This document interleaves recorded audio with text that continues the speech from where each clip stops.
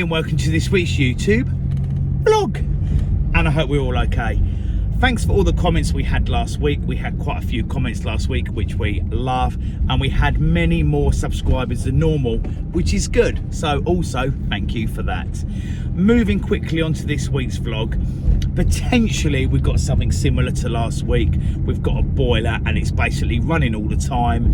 Even when the timer's off, basically it's still working, the boiler still runs.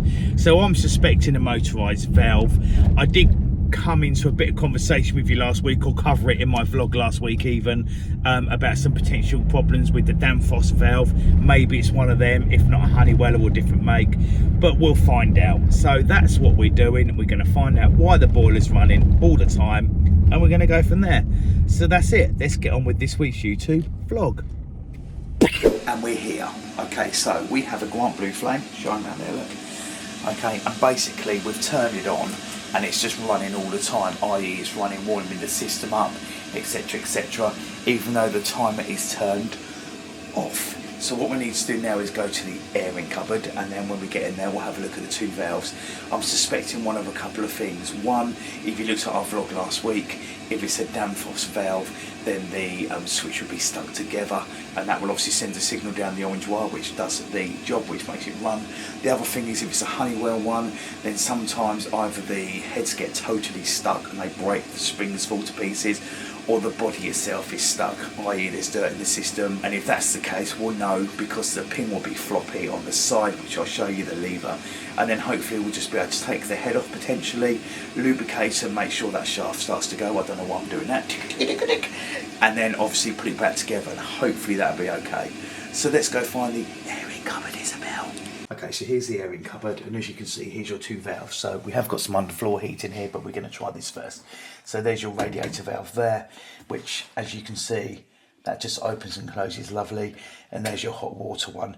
Now the system is totally turned off because I've killed the power to it, and that's just flopping.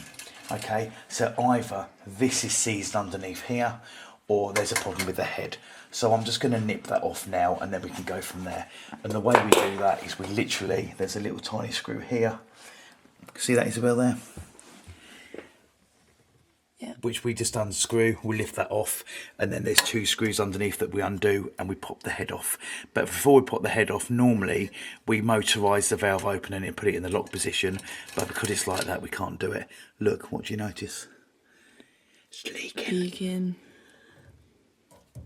We'll do that up and we'll change that another day. All right, we might even do it, see how we get on. Okay, let's get it off and we'll come back to you. Okay, so we're back. So here's the motorised valve now, or the head even. Now, as soon as we undone that and took that off, it motorised back open. So we know, but if I do that very gently and put it back again, it works both directions. So there's nothing wrong with that. However, this is also very free. So there's nothing wrong with that either. What I think's actually happened here is I think that this valve has been changed at some point. It doesn't look very old, and I noticed that one of these was done up very, very tight and the other side was hardly done up. So instead of it sitting square, I think it sat like that slightly and it got stuck. Okay, so yeah, whoever fitted that, and if it was us, I'll find out and be telling the person who it was. Then obviously that's where the problem was. So I'm just going to put it back together again, and we're going to see how we get on. But before we do, if I show you on these, you motorise it open like so. You click it in position. Once it's in position, you get that where it should be, and then you should literally be able to get that.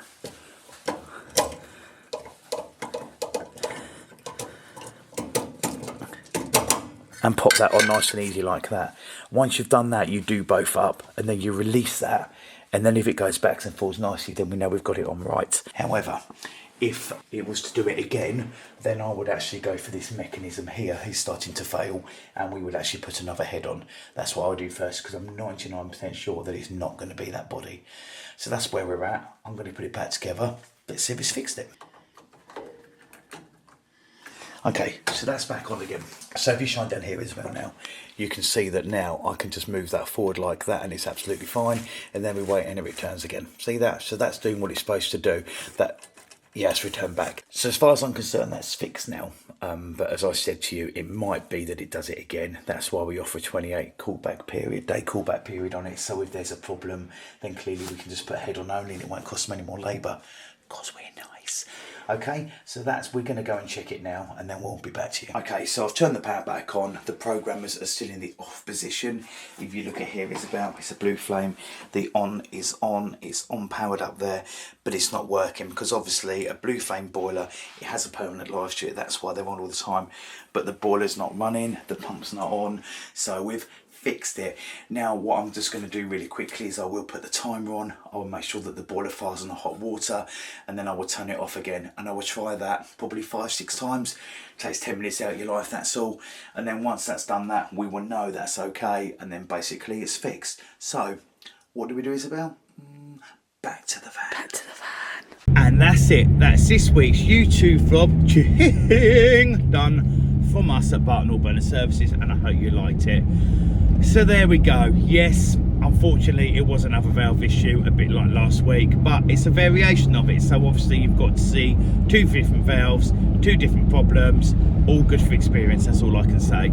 So please feel free to subscribe as always. We love a subscriber, and obviously if you haven't commented before or you do comment, we love a comment, and we always try to get back to people as soon as we can. There we go. It's supposed to be a better weekend this weekend than last weekend, because last weekend was a disaster with the weather, so I hope it's good, and everybody please do enjoy it. So until next week, stay safe.